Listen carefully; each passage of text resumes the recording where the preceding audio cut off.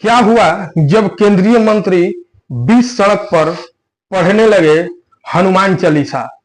क्या हुआ जब केंद्रीय मंत्री बीच सड़क पर धरने में बैठ गए? नमस्कार, आप देख रहे हैं कॉलिंग ऑफ बिहार और मैं हूं देवेंद्र दुबे। चैनल को अभी तक सब्सक्राइब नहीं किया है तो चैनल को सब्सक्राइब करें और बेल आइकन को जरूर दबाएं ताकि हम आप तक बिहार की हर खबर पहुंचा सके। केंद्रीय मंत्री गिरिराज सिंह इन दिनों हिंदू सम्मान यात्रा पर पूरे बिहार का भ्रमण कर रहे हैं। आज इसी यात्रा के दौरान किशनगंज के गांधी चौक पर अपने तमाम यात्रा में शामिल लोगों के साथ, काफिले के साथ केंद्रीय मंत्री गिरिराज सिंह पहुंचे। किसी कारणवश उनको यात्रा के दौरान उसमें शामिल काफिले और महिलाओं को स्थानीय प्रशासन के द्वारा आगे बढ़ा दिया गया, जिससे नाराज होकर केंद्रीय मंत्री गिरिराज सिंह वहीं सड़क पर बैठ गए और वहीं हनुमान चालीसा और रामधुन पढ़ना शुरू किया।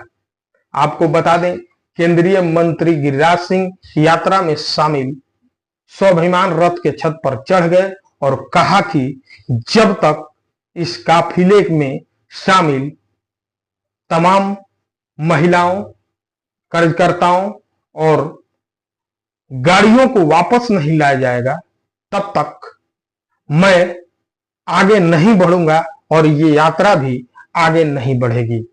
इस बात को सुनकर भी उसमें शामिल कार्यकर्ता भी भड़क गए और पूरे काफिले के साथ वहीं सड़क पर बैठ गए।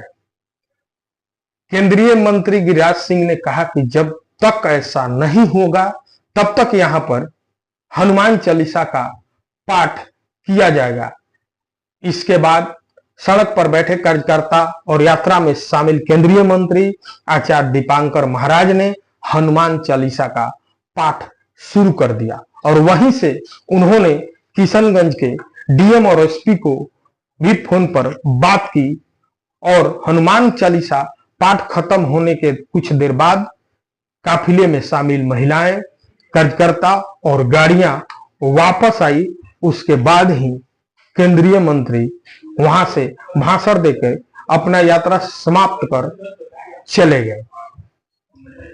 केंद्रीय मंत्री से जब पूछा गया तो उन्होंने कहा कि पता नहीं, मैं नहीं जानता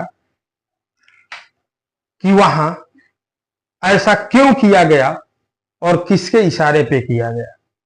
मैंने कहा कि जब नमाज पढ़ना हो, जुमे का नमाज पढ़ना हो, तो सड़क हो चाहे जहां भी हो वहां पर पढ़ाया जाता है।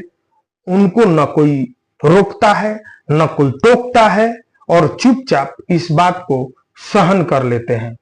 लेकिन अब समय आ गया है, हिंदू इकट्ठा हो रहे हैं और हिंदू किसी से डरेंगे नहीं।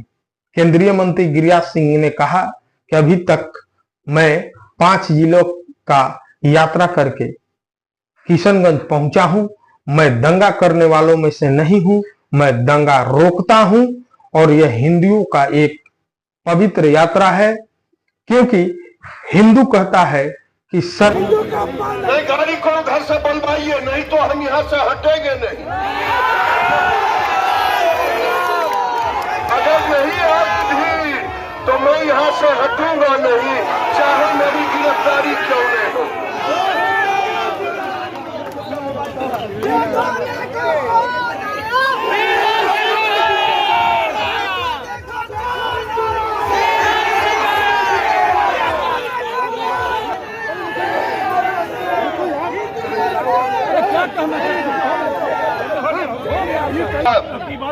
या तो भीड़ को इधर लाओ, नहीं तो मैं यहीं रहूंगा।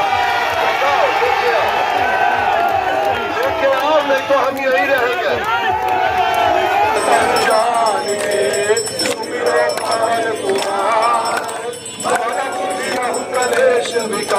अरे भैया तो बजा करा दिए।